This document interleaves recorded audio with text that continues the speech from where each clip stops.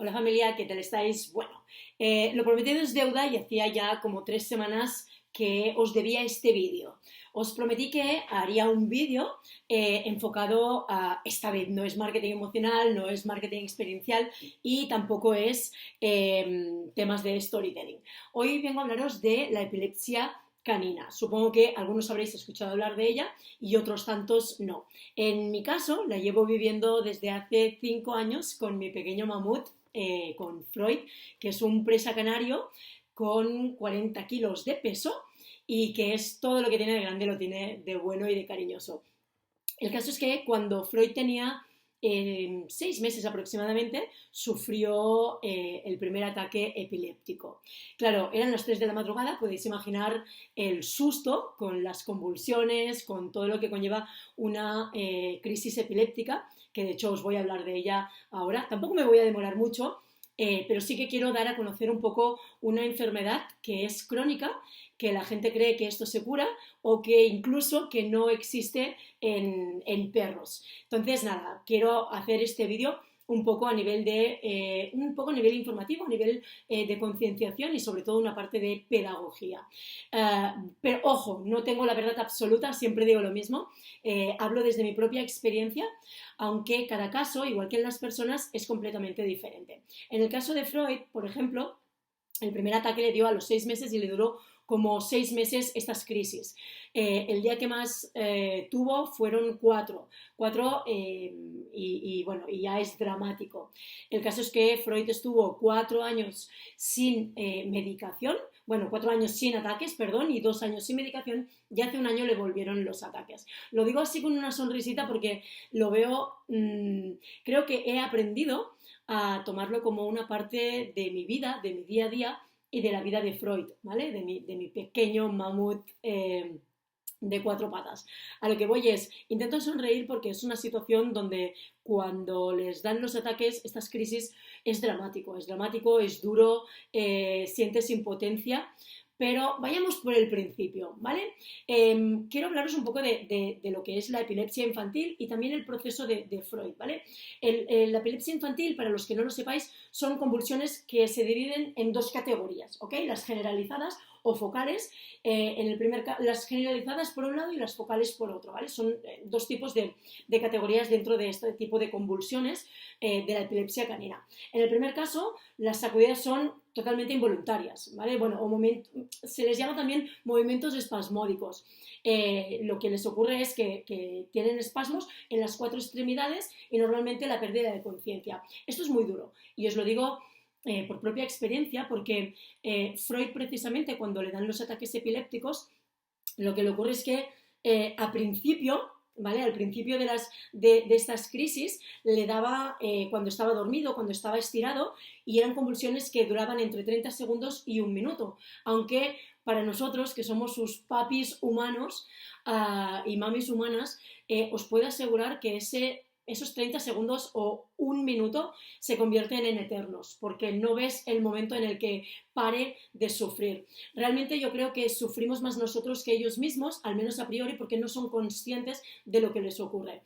Sí que es verdad que cuando la crisis se les para y ya dejan las convulsiones, quedan aturdidos totalmente, ¿vale? Quedan con una pérdida de conciencia y no solo eso, sino que quedan desubicados y desorientados. Por lo tanto, si tenéis algún perro o un perro que le está dando estas crisis epilépticas, de verdad no os asustéis, porque lo que más necesitan ellos en estos momentos es escuchar un poco la voz de sus dueños, la voz de sus papis y mamis humanos.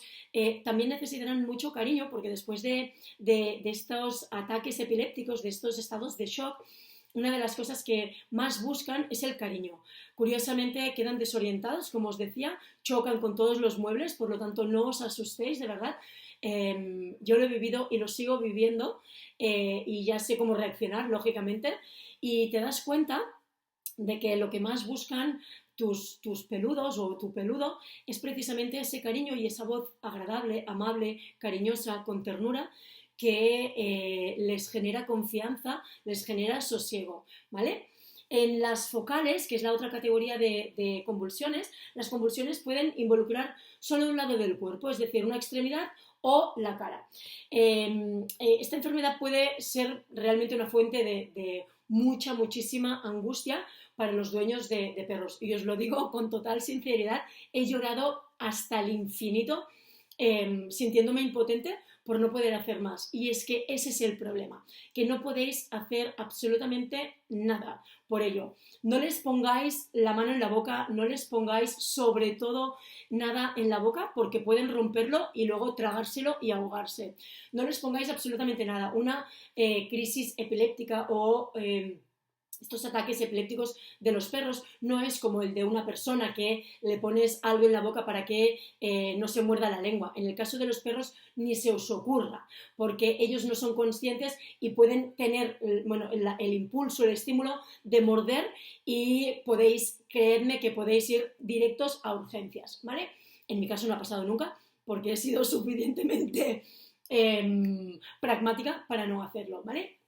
Pero sobre todo a lo que voy es la angustia que podáis sentir, la impotencia, la rabia, la desesperación o inclusive la incertidumbre, sobre todo cuando se presencia estos trastornos por primera vez, ¿vale? La primera vez yo creo que es la más dura y la más jodida de todas las veces. De hecho, como os contaba al principio, la primera vez que vi a Freud con un ataque epiléptico, ostras, eran las 3 de la madrugada, escuché ruidos pum, pum, pum, pum, pum, y no sabía lo que era. ¿Qué pasó?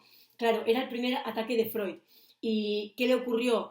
Que él, al ser el primero, estaba totalmente desorientado y yo cuando le llamaba me gruñía. Claro, para él yo soy su devoción, pierde el norte por mí y de hecho, vamos, me defiende a capa y a espada si ocurre algo. Pero sí que es verdad que recuerdo ese momento como, wow, a ver si le ha dado la rabia.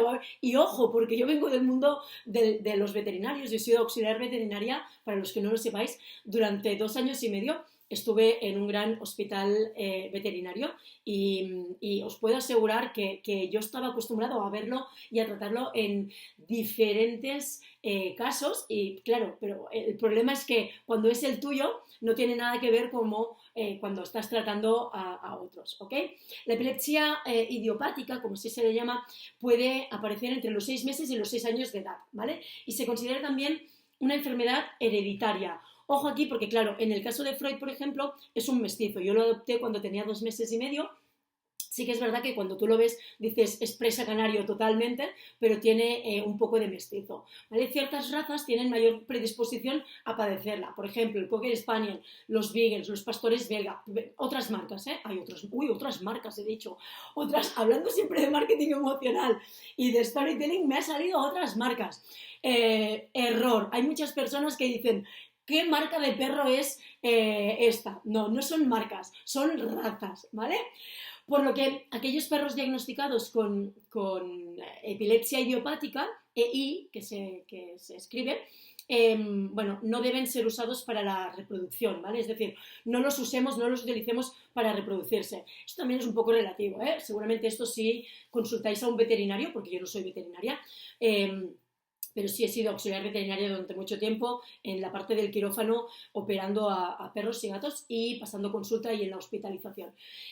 Las fases de la epilepsia en los perros la primera es la aura, ¿vale? La aura es el momento previo a las convulsiones. Los signos más comunes son cambios en el comportamiento del perro, suelen ser sutiles e incluyen la búsqueda de atención, inquietud y ansiedad, aunque eso es lo que dicen los veterinarios, pero muchas veces cada caso es diferente y cuando digo que cada caso es diferente es que a Freud cuando a los primeros años no le ocurría cuando estaba despierto, siempre le ocurría cuando estaba dormido, cuando estaba estirado, por lo tanto no había una aura previa. Pero en los últimos ataques epilépticos, que el último día fue hará 3 semanas o un mes, le dieron en 1 día y medio 9 ataques epilépticos. Nunca en la vida le habían dado tantos. Por lo tanto, el problema de cuando les dan tantas crisis, con tantos ataques epilépticos, precisamente es que haya un problema o que esta generación de tantas y tantas crisis y tantas tensiones, claro, esto se genera en el cerebro, por lo tanto puede haber daños cerebrales, ¿vale? Por lo tanto, tenemos que ir con mucho cuidado. La segunda fase es precisamente el ictal, ¿vale? Se le llama ictal porque se produce el ataque epiléptico. Puede durar entre pocos segundos o varios minutos. En el caso de Freud, como os comentaba, duran entre 30 segundos y 1 minuto. El perro se pone rígido y cae al suelo, a menos que ya esté en el suelo, con movimientos espasmódicos. Deja de estar consciente y en muchas ocasiones no podrá controlar los esfínteres. Es decir, lo que le ocurre a un perro epiléptico cuando tiene un ataque es que se hace pipí encima, se orina encima, micciona encima, y en muchas ocasiones se hacen caca encima, se defecan encima, ¿vale? En el caso de Freud pocas veces se ha defecado, pero sí todas y cada una de ellas se orina encima. Entonces, una de las cosas que yo os recomiendo es precisamente que intentéis estar con ellos, que no os asustéis porque ellos sienten ese miedo y ese pavor que sentimos o esa impotencia. Y sobre todo, yo lo que sugiero es acariciarles y hablarles. Y también, ojo aquí, porque en estos ataques espasmódicos, lo que puede pasar es que si tenéis muebles cerca, es que se den golpes en la cabeza o se puedan sufrir daños. Entonces, yo lo que hago siempre con Freud, y ojo, estoy hablando de un perro de 40 kilos, por lo tanto, imaginad, ¿no? La situación, intento ponerlo, me siento en el suelo, intento abrirme de piernas para tenerlo ubicado entre las dos piernas mías e intentar acariciarlo y que intentar frenar un poco esos espasmos, ¿vale? No frenarlos del todo porque no puedes, pero sí frenarlos un poco. Y luego el postictal. Esto es lo que ocurre tras las convulsiones. El perro puede encontrarse temporal u otras anormalidades neurológicas, ¿vale? Sordera temporal y ceguera temporal. Pues precisamente por eso, ¿no? Después de las convulsiones, en resumen, lo que pasa es que el perro lo que hace es quedarse desorientado, desubicado, es probable que quiera buscar algo y al no ver, y muchas veces se quedan ciegos y sordos temporalmente, ¿vale? En el caso de Freud, por ejemplo, cuantos más ataques tiene, más sordo y más ciego se queda, lógicamente, porque más afectado está el cerebro.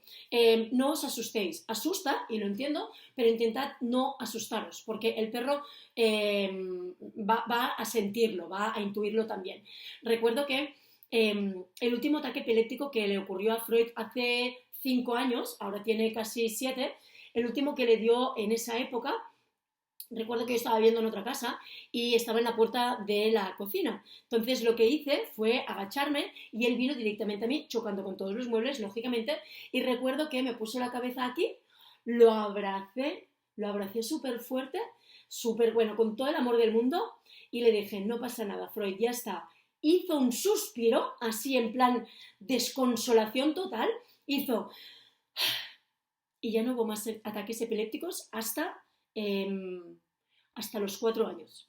Durante los 2 años siguientes le seguí dando la medicación, durante los 2 posteriores le dejé de dar la medicación y hace 1 año, cuando estábamos en Gijón, le volvieron a dar los ataques. El problema es que ahora le dan los ataques inclusive cuando está despierto o de pie y tienes que ir con cuidado. Aquí podría hablar largo y tendido de la medicación, de tal, pero esto mejor que os lo diagnostique un veterinario, que son los profesionales y los especialistas en esto, porque, insisto, cada caso es diferente. Freud, por ejemplo, ha tomado diferentes medicaciones. La primera que tomó fue precisamente un medicamento para la epilepsia humana. De hecho, no os asustéis porque el 75% aproximadamente, muchos, no vamos a decir el 75%, pero muchísimos medicamentos para los perros son precisamente de personas, ¿vale? O sea, que no os asustéis si os dan un medicamento que es humano. Ahora mismo Freud está tomando una medicación, una pastilla y media por la mañana y 1,5 por la noche, porque son 40 kilos de perro, y va en función de la cantidad de ataques que tiene, pero sobre todo, y esto que no os parezca raro, va en función del fenobarbital que tiene en sangre, ¿vale? Y esto ya es química pura, que no voy a entrar en detalles. Yo creo que con 15 minutos para hablaros un poco de la epilepsia canina, de cómo actuar en cada momento, creo que es suficiente para que no os asustéis, para que podáis diagnosticar un poco o saber un poco si les dan los primeros ataques y decir, vale, perfecto, sabemos que esto puede ser, no es que sea, pero puede ser epilepsia canina, por lo tanto vamos a llevarlo al veterinario, que son los especialistas, los profesionales que os van a diagnosticar si es epilepsia y sobre todo a través de pruebas. Se hacen pruebas a través de sangre, se hacen pruebas diferentes para saber en qué estado está también esta epilepsia, también descartar tumores cerebrales u otras enfermedades o padecimientos. Aunque vuestro perro esté mucho tiempo sin ataques epilépticos, pensad que la epilepsia es una enfermedad que es para siempre, es crónica, ¿vale?